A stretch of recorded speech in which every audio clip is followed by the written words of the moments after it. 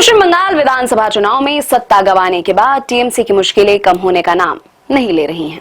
ED ने कथित cyber धोखाधड़ी और मनी लॉन्ड्रिंग मामले में बड़ी कार्रवाई करते हुए टीएमसी के 3 बैंक खातों में जमा 440 करोड़ रुपए के लेन देन पर रोक लगा दी है। इस कार्रवाई ने बंगाल से लेकर दिल्ली तक के सियासी गलियारों में भूचाल ला दिया है, जिसे भाजपा और टीएमसी के बीच एक नए राजनीतिक युद्ध के रूप में देखा जा रहा है। चुनाव में भाजपा के हाथों सत्ता गंवाने वाली ममता बनर्जी के लिए ये समय सबसे नाजुक है। राजनीतिक विश्लेषकों का मानना है कि इस कार्रवाई को देखकर साफ लग रहा है कि आने वाले दिनों में पश्चिम बंगाल में राजनीतिक ध्रुवीकरण और तेज होगा। भाजपा इस मुद्दे को लेकर ममता बनर्जी पर भ्रष्टाचार के सीधे आरोप लगा रही है और इसे बंगाल की जनता की गाढ़ी कमाई की लूट करार दे रही है।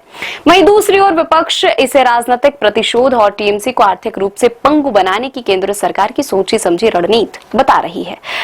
इस कार्रवाई का असर तृणमूल कांग्रेस के भविष्य पर काफी गहरा और बहुआयामी पड़ सकता है।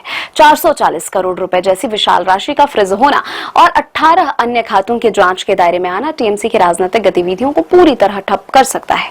दूसरी ओर ममता बनर्जी ने हमेशा खुद को और अपनी पार्टी को सादगी और शुचिता का प्रतीक बताया है। हवाई जहाज और हेलीकॉप्टर खरीदने के लिए पार्टी फंड से करोड़ों रुपए के कथित डायवर्जन के आरोपों से ममता बनर्जी की हवाई चप्पल और सूती साड़ी वाली सादगी की छवि पर विरोधी तीखे हमले करेंगे। कई विधायक और सांसद टीएमसी का पहले ही साथ छोड़ चुके हैं। पार्टी के मुख्य फंड पर रोक लगाने से कार्यकर्ताओं का मनोबल भी टूट सकता है। फंड की कमी के कारण जमीनी स्तर पर पार्टी कैडर को एकजुट रखना और भाजपा के आक्रामक रुख का सामना करना ममता बनर्जी के लिए बेहद चुनौतीपूर्ण होगा।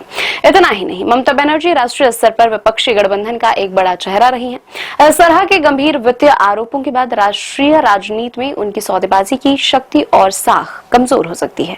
इस मामले में केंद्रीय एजेंसी ने अब तक बेहद आक्रामक और गोपनीय तरीके से जांच को आगे बढ़ाया है। जून में दर्ज हुई एक साइबर धोखाधड़ी की एफआईआर के बाद मामले को गंभीरता से देखते हुए ईडी ने मनी लॉन्ड्रिंग के तहत जांच अपने हाथ में ले ली थी।